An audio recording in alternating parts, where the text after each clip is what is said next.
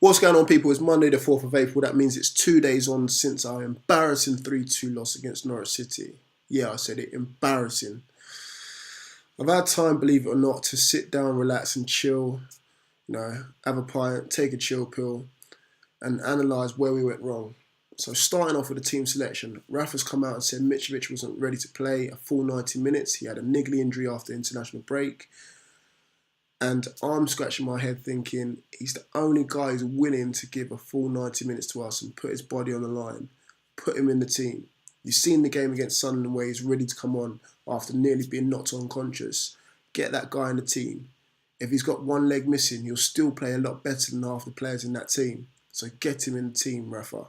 Sorry to say, but he has to play every single game if we've got any chance of staying up. Now, Rafa's also come out and said the reason why we lost the game is because this team lacks confidence. Yeah, of course we lack confidence. We've won 6 games all season. You know what I mean? No shit, Sherlock. To summarise that really and truly, the only reason why we're losing these games is because we're not proactive enough and we're only reactive. If we check the last 2 games, we've only scored in the second half. That means in the first half, we've conceded against Norwich, conceded against Sunderland. We only get going in the second half. That means after 45 minutes, we've got nothing to show of it. We need to score in the first half and score first as well to have any chance of getting a positive result, whether it be a draw or a win. That is it. We're highly unlikely to come back from 1-0 down or 2-0 down and change it round to a win because that's what we need now. We can't really settle for draws. We need wins at pace. Now, I was also going through where we've gone wrong, how we've got to this stage. Now, you could go back from the start of the season. You can go back from the start of last season. I'm going to go back 9 years ago. Yes, 9 years ago to 2007, July 2007 to be more precise. This is when Ashley first came in, bought the remaining shares from Freddie Shepherd. Sam Allardyce was in charge. He didn't last too long, and look where he is now. Got rid of Sam Allardyce, brought in Kevin Keegan for his second stint at the club. Now, we all thought, yes, the saviour's back. But again, he didn't last too long either. And I remember still to this day what he came out with after he left the club. He said, cannot compete if we're not willing to back the manager. Yep, that's the first thing. And the second thing that sticks in my mind to this day is that we'll never win anything under Mike Ashley. And he wasn't wrong, was he? Not won anything at all. After Kev, got rid of him. Our first big mistake.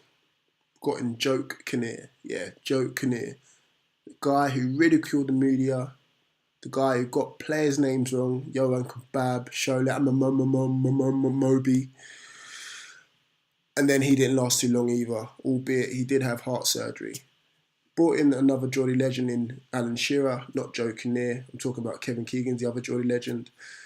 And again, he's the guy who inevitably took us down. It wasn't his fault. He's inexperienced as a manager. Great player, but inexperienced as a manager. We're bringing Chris Hughton, does a fantastic job.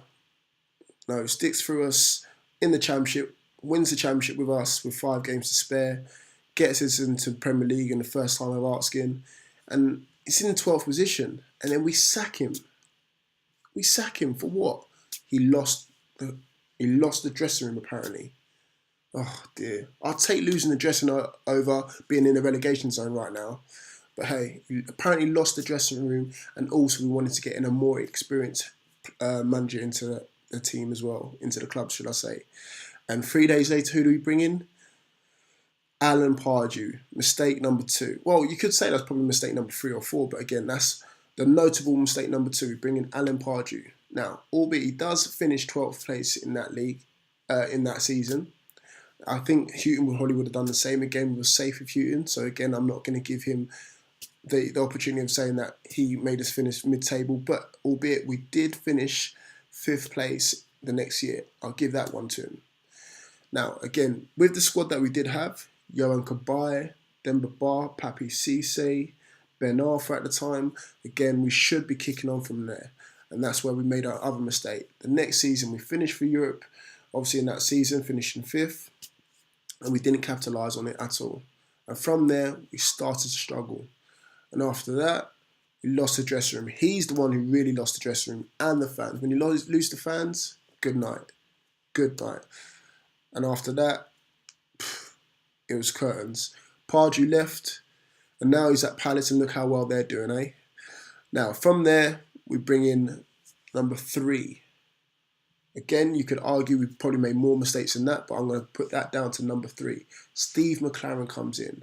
Now, again, you could see this a mile off coming that we wanted to bring him in. Because from January, as of last year, we wanted to bring him in when he was still at Derby.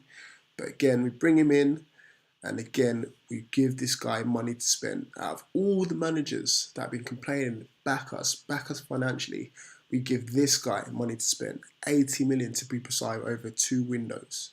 Now, how can a guy, or how can a manager of a team spend 80 million and get worse?